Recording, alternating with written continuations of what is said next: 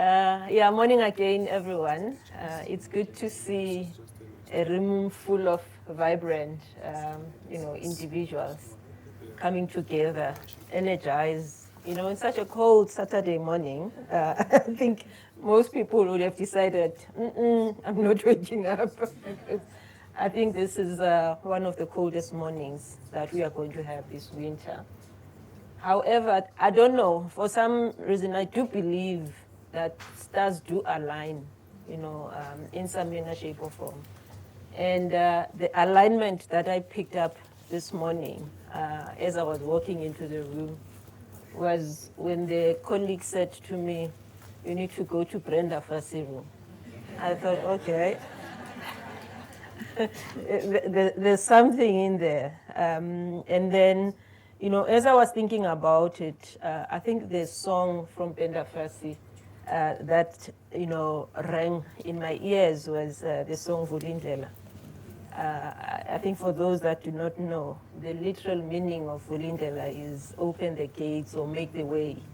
So it is a victory song, and I think it's apt as we sit here and we celebrate Youth Month, to have a conversation on such an icon, of our country. Brenda would walk into the room and the room just lights up. Normally, when I think about her, in terms of, the strong performer that she was and the great entertainer that she was, I compare it to someone like, not Elton John, but John Legend, So yeah, I think at the same time, for me, then this does reflect a celebration of a breakthrough, a legacy, as well as the power of a new generation rising. I honestly believe, that as people, when, one person rises, they have to lift the other individual as well. So this for me does tie perfectly, with the message that I'm going to share with you, which is a message of empowerment. It's also a message of sustainable leadership and a message, of serving others into our own success. And for me, one of my greatest values as an individual is the value of service. When all is said and done, for me, it's about service. So it's something that I hold near and dear in everything and anything that I do. And I always question myself as to, am I serving, those that are around me in the manner in which I'm called upon to do. So really the song Vulindlela, is widely recognized as my call for strategic leadership rooted in purpose as well as impact. It is a very symbolic song. Brenda Fassi sings as a mother filled with pride and hope for, her child's journey. And this simply, mirrors my tone as a mentor, calling on each of you as a leader to rise with courage and also with responsibility. I'm hoping that as I go through then my prepared talk for the morning, you'll get a sense of that and you'll take that away. Then that's it for me with my emotional speech. In my Brenda Fassi movie. Actually, maybe let me share this story with you. I studied at Wits, and Wits was hard. I don't know now. I actually think it is. Let me not say I don't know now. Because I went to Wits late last year, and I saw some students, they were walking, and I'm like, yo, these kids, they are too serious. But then it reminded me that this is where I lost my fun side. So I shouldn't be judgmental. Because I also lost the fun side, whilst I was at Wits. So really, I think, again, morning to everyone. And it is truly, I think, an honor for me to stand before you, all of you today. Not just because of the caliber, of the room itself, but because of the promise that it holds. You know, you are not just leaders of tomorrow, you are leaders right now. In the seats where you're sitting, I honestly believe that, you know, the leadership disposition that we need to hold is one that says you find leadership in every space that you connect to.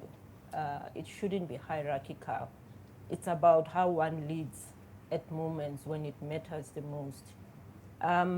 The other day, I think 2 weeks or so ago, I was chatting to one lady, and she mentioned, you know, how I touched her through the story of Nkosi Johnson. If most of you remember Nkosi Johnson, he was an icon and a pioneer, you know, of how we should be thinking about HIV and AIDS. And a lot of his input, as young as it was, it actually changed the world. So really, leadership is not about being old, about being young, but it's about what you have to offer when it matters the most. And we shouldn't forget that. So when I then first asked, you know, I was first asked to speak, you know, on strategic leadership and sustainable impact, I had to pause a bit, not because I have lots of ideas, but because I asked myself, have I lived this? You know, am I still living it? And I know that I'm not perfect. And leadership is not about perfection, it's about progress at the end of the day. And so we shouldn't beat ourselves if you feel you're not living your own leadership or the vision that you have for yourself. But it should be something that steers you more and more every day towards achieving that intended vision. And because I think in leadership, you know, strategy is not theory. It's who you become when no one else is watching. And that's a difficult thing. It's a very difficult thing to do. And my journey, you know, hasn't also been straightforward or paved with certainty. You know, it's been full of detours, if I were to say that. It's been full of questions, doubts, excitement, you know, and a few moments of clarity that at the end of the day changed everything for me. So what I've learned, you know, is this, that leadership is not about titles or even outcomes, you know, at the end of the day. It's about alignment. As I say, alignment, I don't know if you guys watch The River. And Cobrizi used to say, you know, we have to align. It's not that alignment. But you have to align, I think, between what you believe, what you say, and most importantly, what you do. And it's not easy. I'm not going to stand here and lie to all of you and tell you it's easy, but you have to work at it. So today, really, I want to reflect on 3 pillars that I believe define strategic leadership for sustainable impact. And they are strategic vision, it's sustainable impact, it's also empowering, you know, the next generation. So therefore, I think, let me start off by plainly saying that strategy is not a plan in a folder. You know, we all, you know, in the companies that we work for, or our own companies, you know, have this strategy that's on the paper. And when it comes to the working the strategy, you don't work the strategy on the paper. You work it by the actions that you take every day. So it's therefore, I think, in my mind, a point of view. And strategic vision is the ability to see beyond the now, you know, to look at patterns to a large extent, not just the problems. Yes, problems or events, they tell us something, but I think patterns become very important in terms of then how do we solve on the back of that. And then also it's about identifying the why, you know, before acting on the what. So early on in my career, you know, I led a team which was tasked with fixing a failing problem in the company. everyone was looking obviously at the numbers, and me being a chartered accountant, fixated on the numbers, the numbers, the numbers. KPIs, we're not meeting budget, timelines, etc. But no one was asking the deeper question around, what are we solving for? And I think at the point when we got to a moment of reflection for us was we stopped and we listened and we mapped, what the stakeholders were telling us. So we were not mapping the outcomes, but we were mapping what stakeholders were telling us.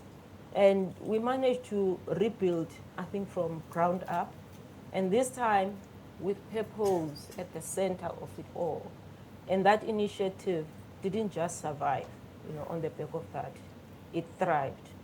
So not because we had the money, but because we had greater clarity in terms of what was our stated intent that we needed to achieve. So always now, when I'm engaged, in the office with the teams, I always ask the question, what are we solving for? What is the problem statement? And it's because that question is so fundamental, because it gets one to a point where you can reach, the right resolution. Because when you ask the what are we solving for question, you actually get to the underlying challenge, and then you can answer with greater clarity the why you are doing something.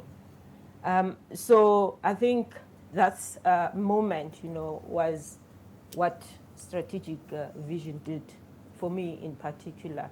And in my mind, it does keep you steady when agency threatens to push you into, reactive leadership. Because leadership is about being proactive at best of time. When you react, it means you're just taking on everything that everyone says. And that's when, at best of times, it feels like you're just fighting fires. But when you move with clarity, with cohesion, intent, you can execute without being flustered by what's happening in the environment around you, because noise will always be there. And you have to find something that helps you to filter out the noise and focus on what matters the most, at that point in time.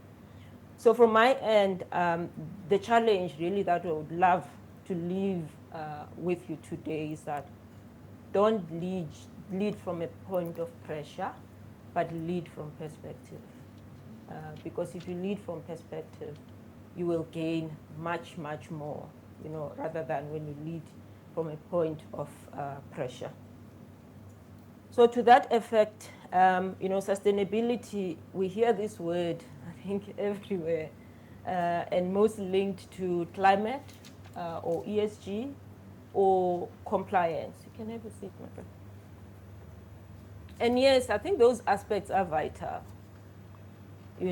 but I've got my youngest son, he's doing his first year at university, so he's very excited. And he asked me the other day, what is sustainability?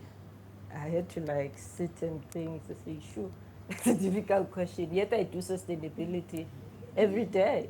So that's where I got the idea that I really have to stretch myself on exactly what is sustainability. What is that definition?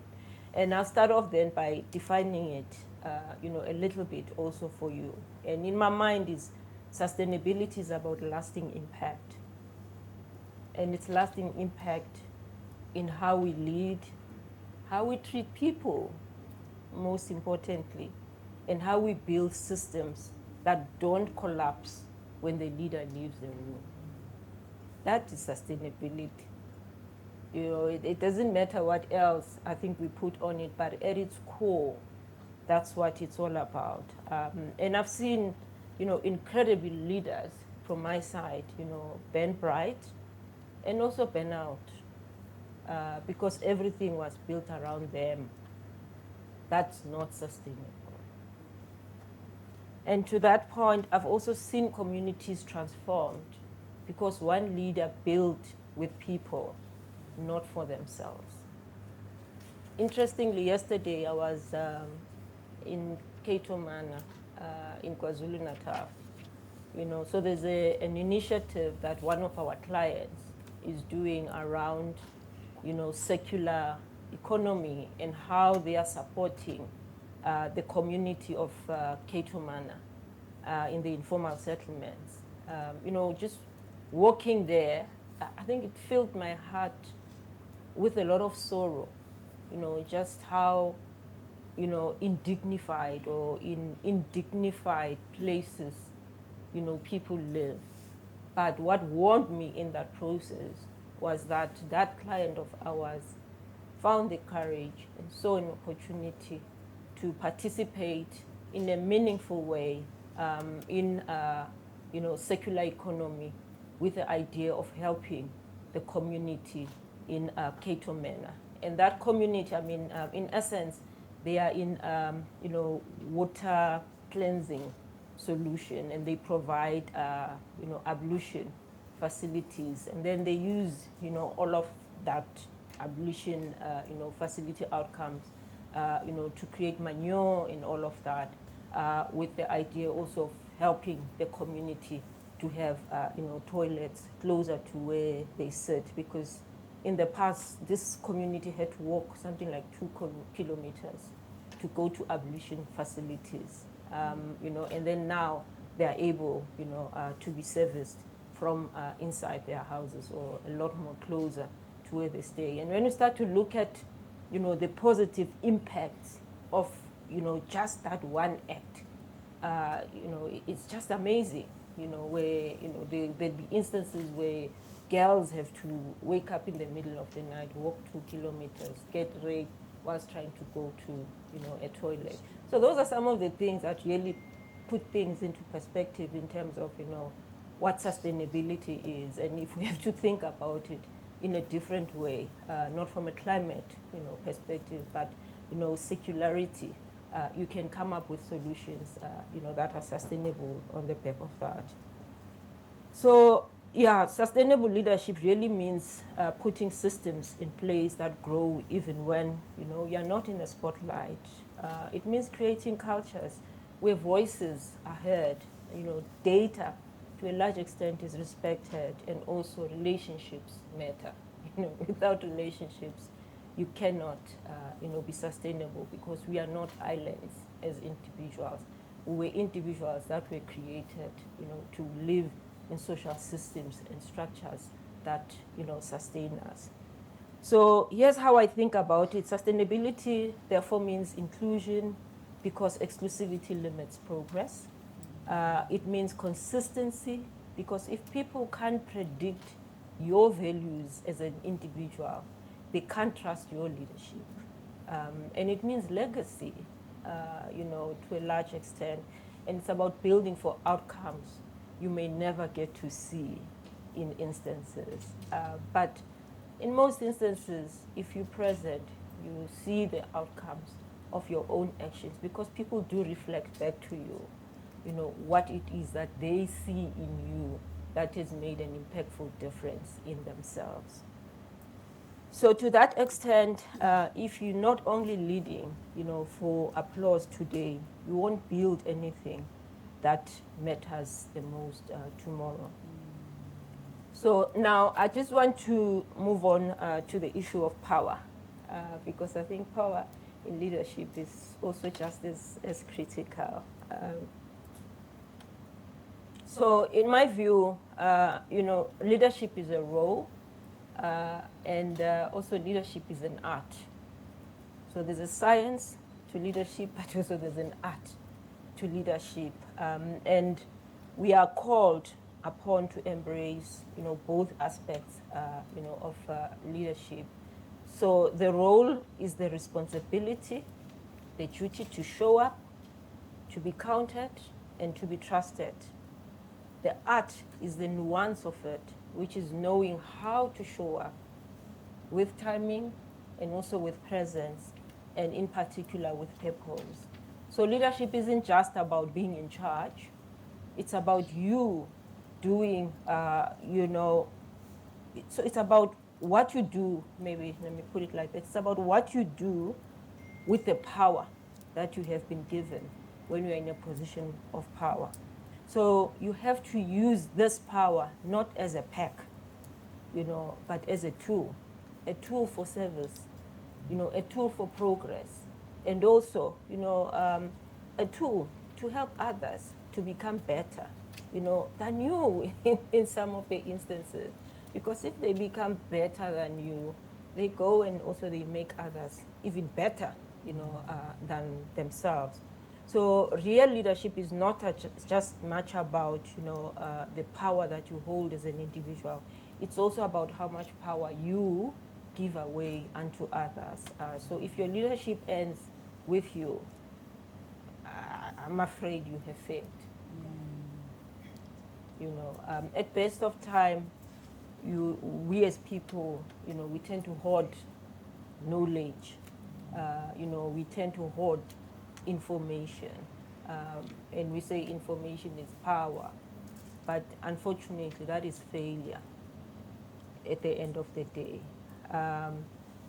So one of the best things that I've done as a leader in that regard, but because I made space for their questions. And interestingly, what I found in the process is that if you allow space, give people space to, think, you find that they find their own answers in that thought process. And also, you grow personally because that's not an answer that you had, and you've learned something, from them. So for me, therefore, empowerment isn't just formal mentorship programs. It's how we show up in meetings. It's how we speak about others when they are not in the room in particular. You guys know Absa, we've got lots of issues that are documented in the media. And it got to a point where I felt I had to stand up in front of like an entire senior leadership and say, let's stop gossiping. It's not helping any one of us. It destroys people's spirits. We must just stop it. If you're not happy with someone, go to the person and say, I'm not happy with this, because that's how you see the world, and you helping them, to have line of sight of, another way of seeing the world, and they are helping you to see the world from their own perspectives. As I said earlier on, we are not islands, so we have to embrace one another and our perspectives, because that's what helps us to open up our own horizons and become better and stronger individuals, in the process.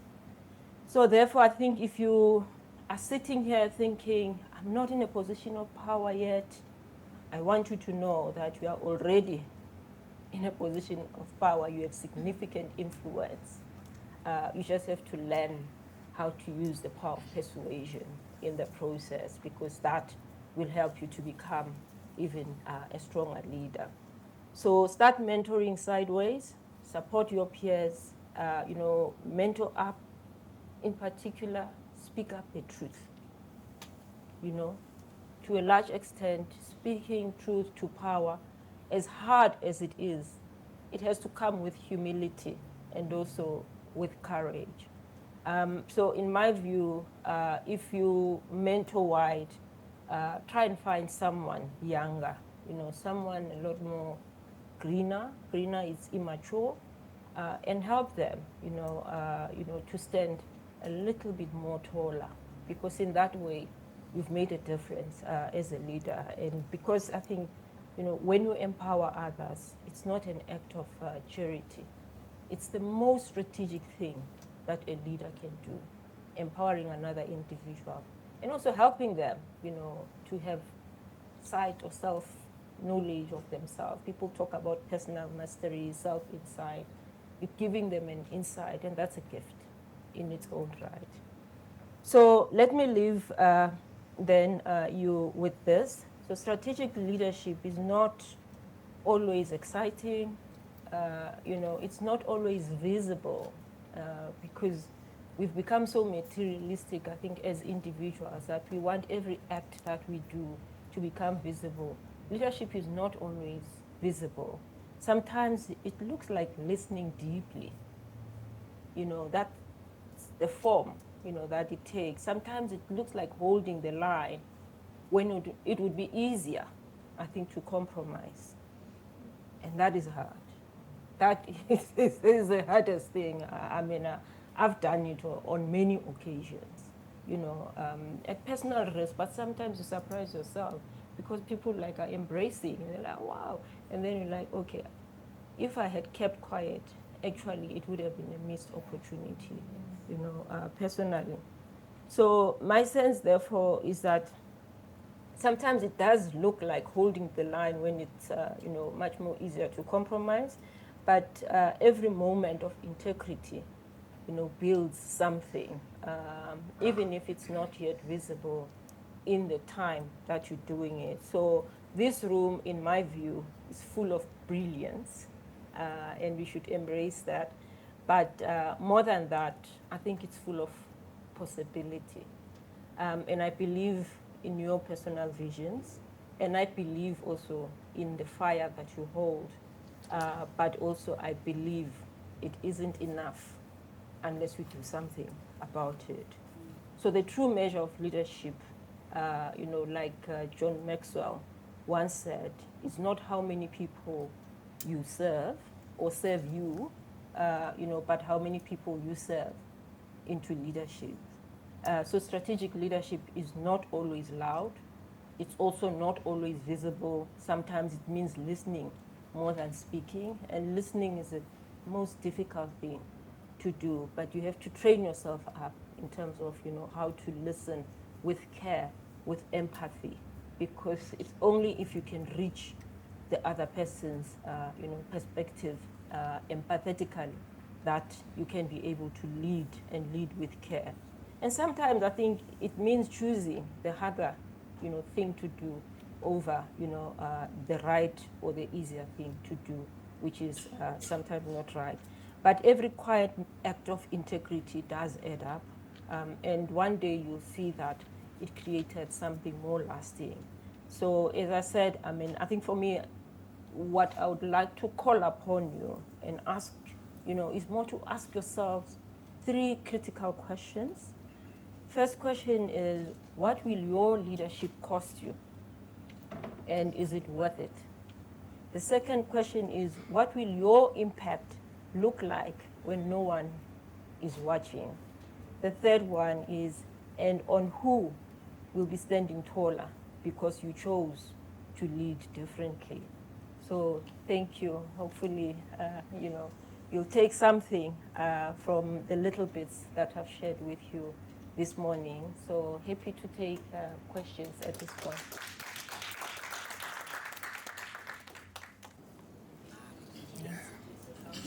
Oh, okay. Good morning. My name is Kotatso Ramokopa from Old Mutual. So, sorry, I have 2 questions. So one is, how do you sustain being a leader when you are perceived as a threat to someone that you report to?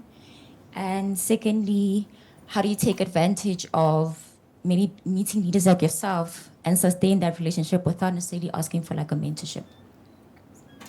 How do the second one come again? So when you are in an opportunity where you are presented with someone you admire or a leader, how do you sustain those engagements with the person without necessarily asking for mentorship?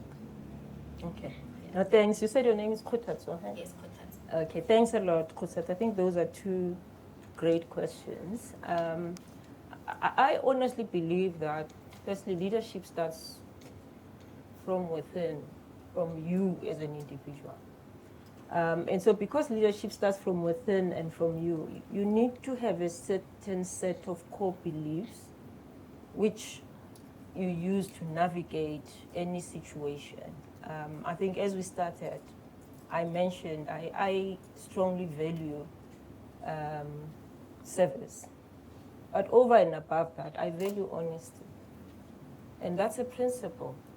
I don't compromise on that principle. And I understand that honesty, for example, is a spectrum. And also, it's an ideal. And you have to work towards that ideal. I'm not always honest. I'm not always truthful. But because I'm a human being, and I recognize that I'm a human being. And so for me is every interaction, when I engage on it, I engage on it from a space of my own, personal values and principles. And I think it helps you to navigate, things a lot more easier. And also having the belief that obviously not all people are as honest as you, or not all people, have got good intentions, as you, but believe in yourself that at the end of the day, it's about you. How will you live with yourself? Are you going to be true to yourself, by trying to respond to how others, make you feel? And also it's a choice to let others make you feel in a certain way. So what I'm trying to say, Kutatso, is you've asked two questions, but both questions, the answer is one. It all comes back to you and how you want to interact with the conditions that have been created for you, whether intentionally or unintentionally by the other person, but it comes back to you. Yes, there are times also when you feel, sure, this person is really undermining me, but ask yourself, go back to your own core to say, they are projecting themselves onto you, Now, how do you want to project yourself onto them? Do you want to project yourself as them, or do you want to project yourself as you? And hence, I was talking about the issue of empathy. I think there's a concept also that's called, calling in. In most instances, especially in corporates, we thrive from calling out people, making people feel, uncomfortable, in the worst of situations. We have to learn to call in people. So when someone calls you out, you call them in. You call them in by reaching out to them in an empathetic way. Doesn't matter, how badly they might react to you at that point in time, but I can tell you, at some point, when they're sitting on their own, they do know that what they have done is wrong. I've had a situation where someone was purely racist and very undermining and reporting to me. Like when you talk to him, the guy will, what do you mean? I never, not once, reacted to that. The time when I got angry, I called the guy, I sat with him. I said, I just wanted to tell you one thing, that you are your own worst enemy. He said, what do you mean? Like you would normally do. I said, thank you, the meeting is done. And I left him. 2 years later, the same guy came to me crying, saying, you're a phenomenal woman. I want to apologize for everything that I did unto you. And where did I get the ideas of how to solve for this? From my grandmother. My grandmother used to tell me that every elephant must carry its own task. Never carry another elephant's task. You don't know where that task is coming from, what it brings to you. So carry your own task, because that's what your calling is all about. So hopefully, I know it was a mouthful, but it all comes back to you as an individual. Okay. Good morning, and everyone. I'm Sam Gromo, and I'm the founder and president of Womandla Foundation. So outside of KPIs, ESG, triple bottom line, all of that, how in your experience does a corporate truly move? What makes Absa to care deeply about community and then funding that, and not just funding, also sustained impact? How do we come into that conversation and have sustained collaboration? I'm glad, Sam, you're saying what? Because as a strategist, I believe that you always have to think about 3 questions in anything and everything that you do. You start off with the why, which is the purpose. From the purpose, you come to the what, which is a strategy. From the strategy, you go to the why, the how, which is the execution of that strategy. And why the why is so important, the purpose, it talks to what is it that makes you wake up in the morning and do the things that you do, beyond all the noise, when everyone is not looking. So for us as Absa, and I was interestingly a co-part of the design of the purpose of the company, which is empowering Africa's tomorrow together, one story at a time. So for us, it's what makes us wake up in the morning to see Africa thrive, not to see Africa, survive. We don't want to survive. We want this continent and the people of the continent to thrive. And when I talk about people, I'm not just talking about external, clients. I'm talking about our communities. I'm also talking about our own colleagues. Because if our own colleagues, are not thriving, the organization is not going to thrive. So for me, it's really important when you look at, how we as organizations create value. We create value because one person has become better. And we always have to be looking for that, because if our client is better, then our shareholder will be better. But we can't do that at the expense of the environment. The spirit of Ubuntu, teaches us that when we do something today, we always have to think about, what is our impact tomorrow. So from an Absa point of view, I think empowering Africa's tomorrow together as a community is what matters the most. And we believe that that is the thing that our colleagues should wake up in the morning and think about. Then how do we make the lives of our customers a lot more easier? How do we make the lives of our communities a lot more easier? Because if the lives of people are easier and we take care of the environment, then the ching-ching will come for the shareholders.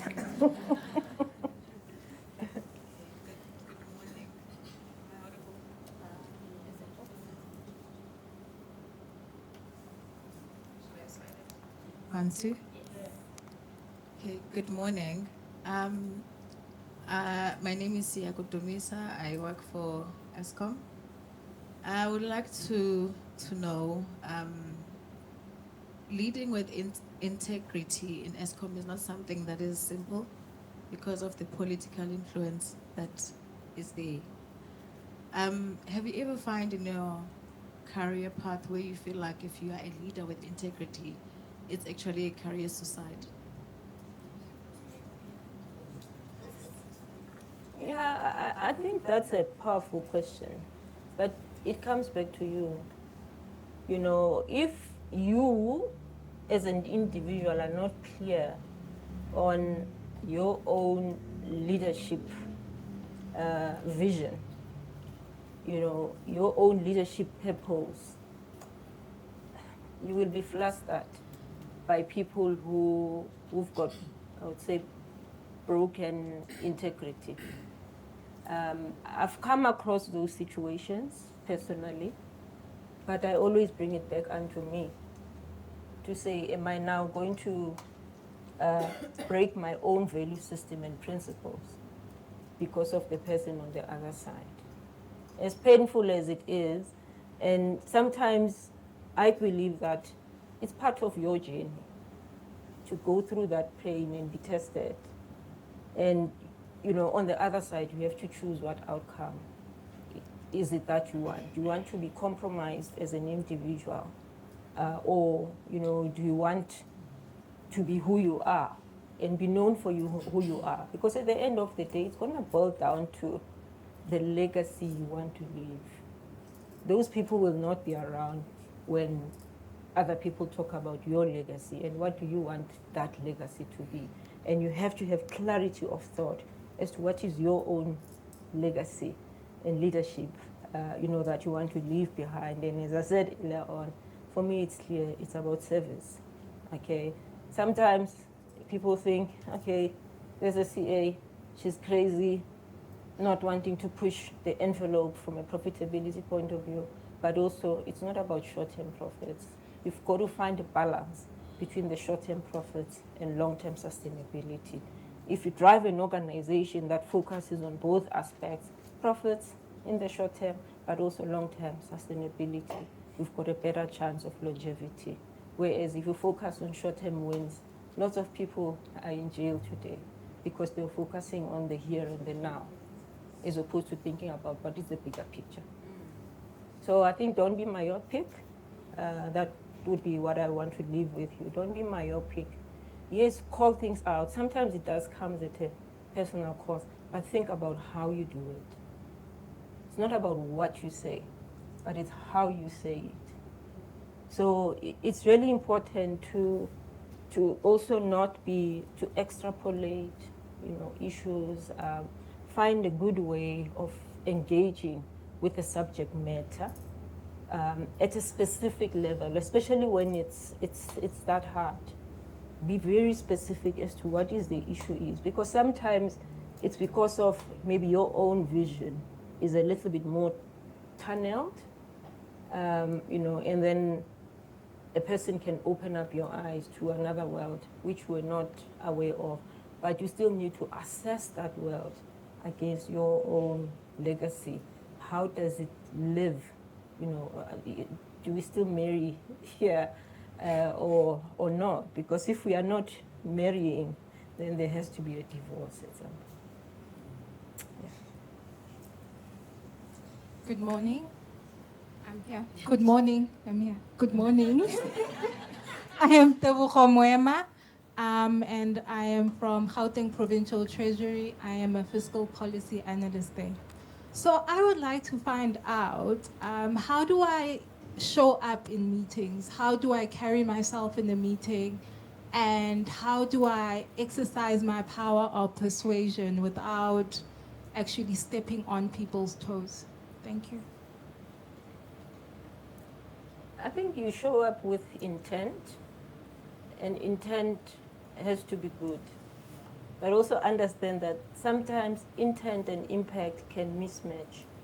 And when there's a mismatch between your intention and the impact that your intention has on the other, you have to reflect with that person and be able to gracefully say, I am sorry. That was not my intention to do that to you. And people like that. At best of times, we don't want to be vulnerable as people. And vulnerability is a differentiator, especially in the world that we live in. If you're not able to be vulnerable, you'll find yourself in all kinds and sorts of problems.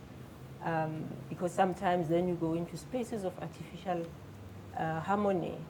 And when you reflect on yourself, you find that you've become a person that you never wanted to be.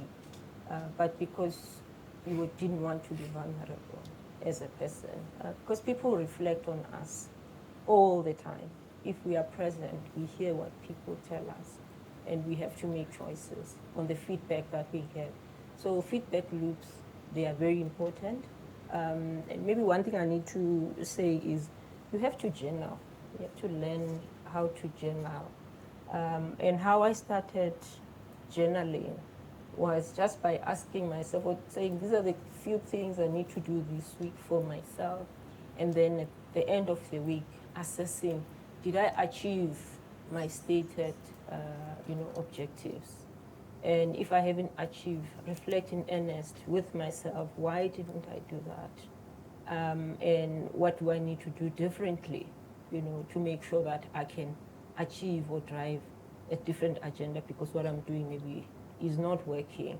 And to a large extent, that's when I started to find happiness, because I could see that I'm actually achieving a lot more than I thought, I'm achieving. But just by documenting and seeing my own writing, it made a significant difference, for me, and also how I see myself. And it becomes also a thing, a view that I use as a mirror, to judge, even, how am I doing, where am I at any given moment in time. But also the other important thing, maybe just to lift out, is, as a person, you have to have almost some kind of faith or conviction, because if there's no place, of conviction, how do you reach to your soul? Normally we don't talk about the soul, but the soul is what carries us, I think, as people. And it's important to find a way of refreshing and connecting with that soul on an ongoing basis. In most instances, corporates, become too much of thinking, feeling, gut, and we forget that actually there's something bigger than us that you have to reach out to, and let that thing be your guiding light. So for me, I do pray, and I pray every morning, 3 o'clock, I'm up, I'm doing my prayers, because that's what keeps me sane, and that's what keeps me connected to myself as an individual. And that's what helps me as I make decisions, to think about, am I effective in how I'm making those decisions? So there's really 4 things that I always work with. It's the mind. I know God has given me this mind. I must use it and use it wisely. Secondly, it's the heart. I must be heartful and warm in terms of how I engage with others. It's my gut, which can mislead me sometimes, but I do, believe in my own intuition, because intuition does tell you this is wrong, this is right. It almost becomes your own filtering mechanism. But most importantly, the capital that I use the most is the one above me. Yeah. We have run out of time. I know that you have a question, so could we please get a question from her? And we have a email address where everybody could actually send your questions. Please put the subject line as the masterclass name. I'm going to read it out, so please have your pens nearby. It's YLS@LincolnMaliLeadership.org. Did everybody get that? Is that okay? Thank you. So just last question, and then if Ms. Punki can please answer it, and then we're going to wrap up. Good morning, everyone. My name is Lerato from Pernod Ricard. So this is just, I'm in the responsibility and sustainability sector. And the question that I still am struggling with is, how do you communicate value of sustainability, especially internally, to people who don't necessarily see their contribution within the value chain? So, thank you. I think there's lots of creative ways of explaining value for sustainability. The most important thing is, do not see sustainability as a side project. If it's part of everything that you do every day, it becomes sustainable. So in terms of communicating, value for sustainability, it's really linking it back to your strategic intent, and it becomes part of your intended vision, and then deliver against it. We hear lots now, Donald Trump, for example, wanting to walk away, from things like, diversity, equity, and inclusion is one example. If it's not part of your company strategy, you will walk away from it. But if it's part of your strategy, it's part of your strategy because you saw value, in it. So at a high level, that's how I would answer your question. I mean, there's other tactical actions that you can take, like thought leadership pieces, etc., educating people. But when all is said and done, it must sit as part of your why.